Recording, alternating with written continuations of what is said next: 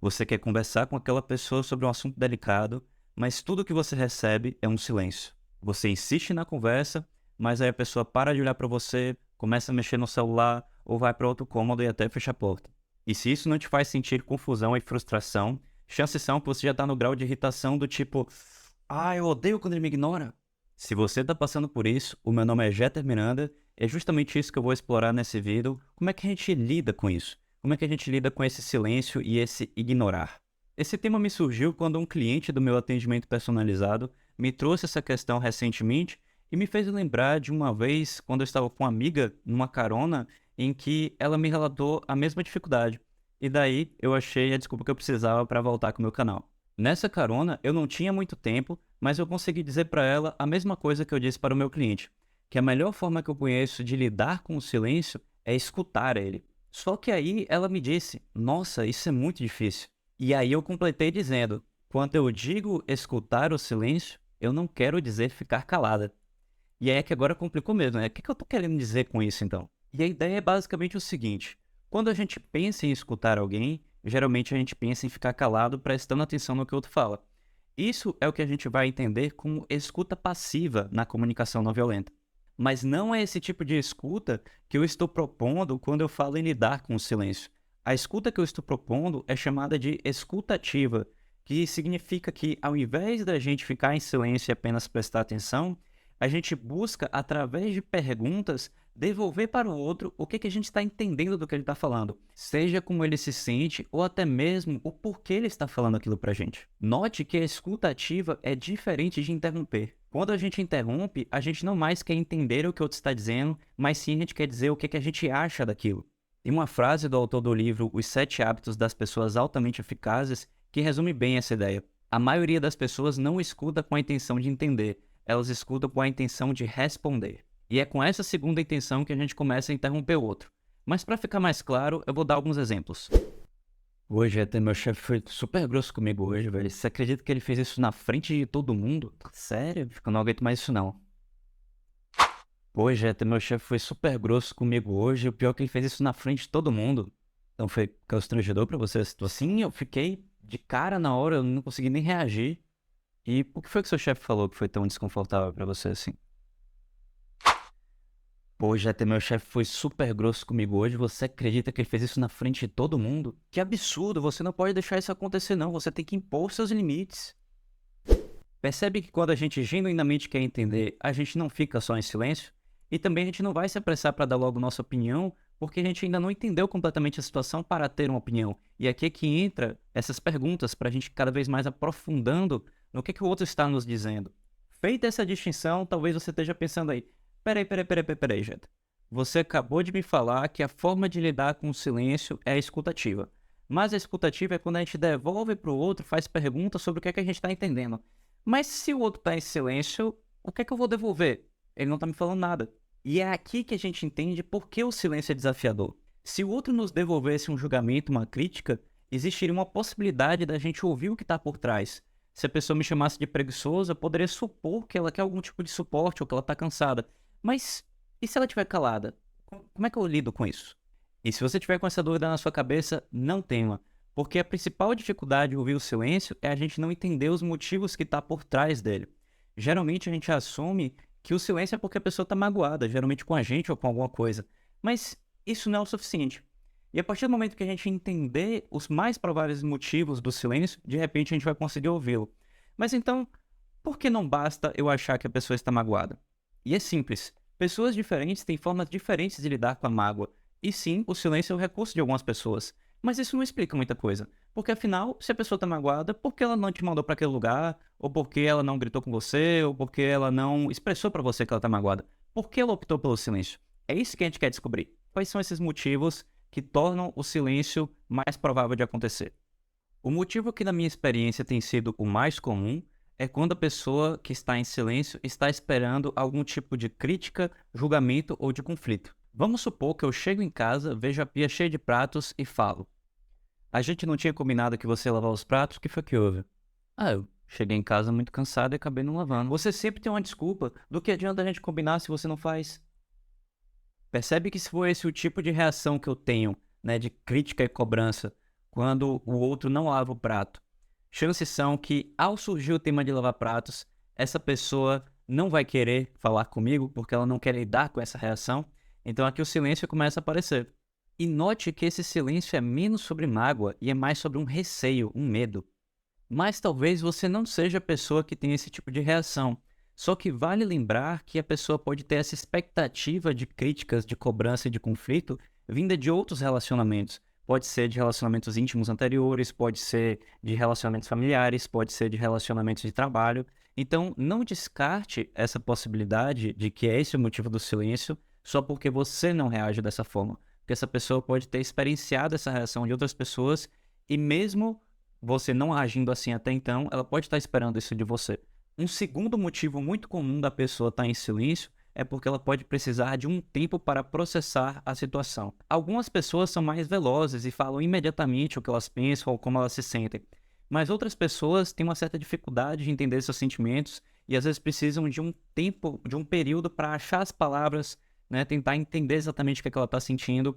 Então, nem todas as pessoas conseguem dizer de prontidão, assim, né, dizer de imediato. Mesmo nesse caso, a escuta ativa ainda vai ser poderosa e eu vou mostrar como quando a gente for para outros exemplos práticos. No momento, basta entender que o silêncio não quer dizer que a pessoa não quer falar com você necessariamente. Em alguns casos, a pessoa quer falar, ela só não achou as palavras. E nesse caso, basta a gente dar alguns minutos que a pessoa vai naturalmente se expressar. Já o terceiro motivo do silêncio, ele é um pouco mais perigoso. É quando a pessoa está vivenciando uma impotência, uma descrença, uma sensação de que ela não vai ser compreendida ou reconhecida. Esse é o famoso, não adianta falar, ele não vai ouvir. Isso pode ser tanto um estágio mais avançado do primeiro caso, que é quando a pessoa está esperando o julgamento, mas também pode ser por outros motivos. Por exemplo, se no seu trabalho a sua fala é constantemente interrompida e as suas sugestões são constantemente ignoradas, é possível que você simplesmente acredite que não faz sentido nenhum falar, né? Que não existe utilidade nenhuma, que ninguém liga.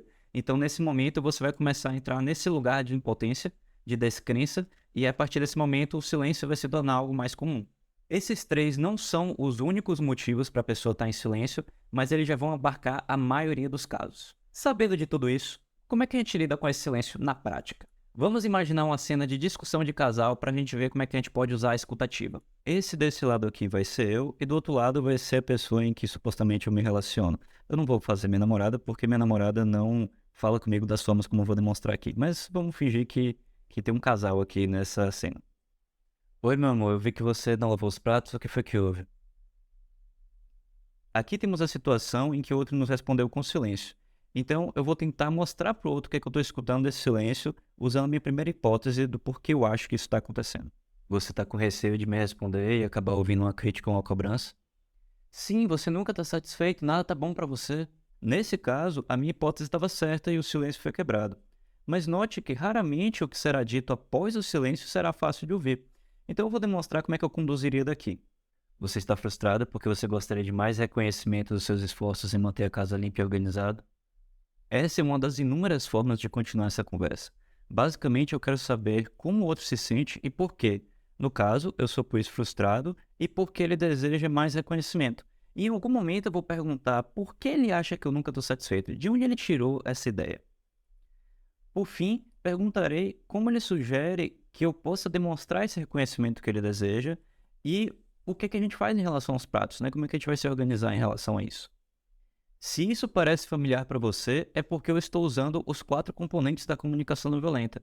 Se você quiser que eu faça um vídeo sobre como ouvir esses julgamentos, explorando essa conversa daqui em diante ou outros exemplos, comenta aí embaixo. Como o objetivo hoje é falar sobre o silêncio, eu vou rebobinar essa conversa, assumindo que minha hipótese estava errada para mostrar como é que eu continuaria. Oi, meu amor, eu vi que você não lavou os pratos, o que foi que houve? Você está com receio de me responder e acabar ouvindo uma crítica ou uma cobrança? Note agora que se minha hipótese estiver errada, ou a pessoa vai simplesmente responder não à minha pergunta, ou ela vai persistir no silêncio. Você ainda está processando o que eu te perguntei e gostaria de um tempo para achar as palavras que você gostaria de me dizer? Agora eu testei a segunda hipótese. Se eu tiver certo, eu provavelmente vou receber algum tipo de confirmação. É muito comum que quando a pessoa tem o hábito de usar o silêncio, essa confirmação seja não verbal, como um aceno com a cabeça, por exemplo. Tendo essa confirmação, basta eu dizer que eu irei guardar e eventualmente o outro falará por conta própria. Mas e se passar muito tempo, vamos dizer uns 10 minutos, e o outro não falou nada?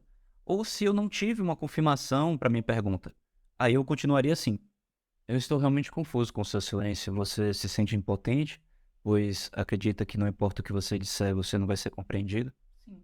Agora que eu testei a última das 3 hipóteses, a chance que esse silêncio vai ser quebrado são muito grandes, nem que seja através de um sim tímido ou de uma cena com a cabeça. Eu vou mostrar como eu continuaria a conversa daqui para não ficar um silêncio constrangedor, você não saber o que falar depois que a pessoa disse sim, né? Eu imagino que deve estar sendo difícil para você se expressar nesse momento, e eu gostaria de entender melhor o que te faz pensar que você não seria compreendido. Com essa frase, eu não estou só reforçando o meu interesse em entender o outro, mas eu também estou querendo entender de onde pode ter surgido essa ideia, né? Porque a pessoa acha que de alguma forma eu não vou compreender ela, né? E aqui o silêncio, nessa circunstância, vai ser superado. Como aqui eu estou fazendo uma demonstração, eu estou meio que emendando uma pergunta atrás da outra. Mas é importante que você dê um tempo entre essas perguntas, tá? Não teste uma hipótese imediatamente atrás da outra, porque a pessoa às vezes precisa de um tempo para processar, então dê pelo menos um minutinho, né? Para ver se a pessoa vai responder alguma coisa ou não. Mas, Jeta, eu testei essas 3 hipóteses que você falou, prestando atenção em todos os detalhes que você disse, e ainda assim o silêncio persiste. Como faz? Esse caso é bem raro porque requer que a pessoa já esteja em profunda desconfiança de que você realmente deseja ouvi-la, ou então ela já está tão acostumada em conseguir as coisas que ela quer pelo silêncio que ela simplesmente vai continuar tentando. Qualquer que seja o caso, é importante que você não leve o comportamento do outro para o pessoal. O que o outro faz é o jeito que o outro tem para lidar com o que ele precisa. Nesse caso, nós vamos mostrar para o outro que essa forma dele de pedir não nos ajuda a entender o que ele precisa, dizendo alguma frase como do tipo: eu gostaria que você soubesse que eu tô muito confuso nesse momento, porque eu não sei do que você precisa e eu gostaria muito de entender, mas se o silêncio for importante pra você nesse momento, tudo bem. Apenas eu quero que você saiba que quando você se sentir confortável em conversar, eu tô aqui pra você, tá? Note que o tom de voz é muito importante aqui. Eu não estou sugerindo que você tente controlar o seu tom de voz, apenas que você se concentre na intenção de realmente entender que aquilo é difícil para o outro e de que você está ali disposto a acolhê-lo. Cada um tem sua dificuldade e é muito perigoso a gente esquecer disso. E esquecer que às vezes o que o outro faz é porque é muito difícil para ele fazer diferente. Se você estivesse vendo um paraplégico fazendo fisioterapia para andar, você diria para ele: ou anda logo porque está demorando tanto. Da mesma forma, se a gente sabe que expressar os sentimentos é difícil para o outro, a gente não vai cobrar dele como se fosse fácil. Por isso é importante você visualizar essa intenção e essa dificuldade do outro mesmo. Pois se você estiver impaciente com esse silêncio, chances são que o seu tom de voz vai transmitir essa aversão. E aí pode acabar soando para o outro como um ataque, como se você estivesse dizendo algo do tipo: ah, então quando você tiver maturidade a gente conversa então. E como você pode imaginar, se o outro ouvir isso, não vai ajudar nem um pouco na situação.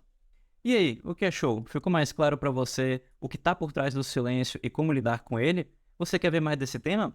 Comenta aí embaixo. Se você gostou desse vídeo, esses que estão aparecendo aqui do lado para você podem te interessar também. Se você não quiser perder quando sair um vídeo novo, aproveita para se inscrever clicando aqui.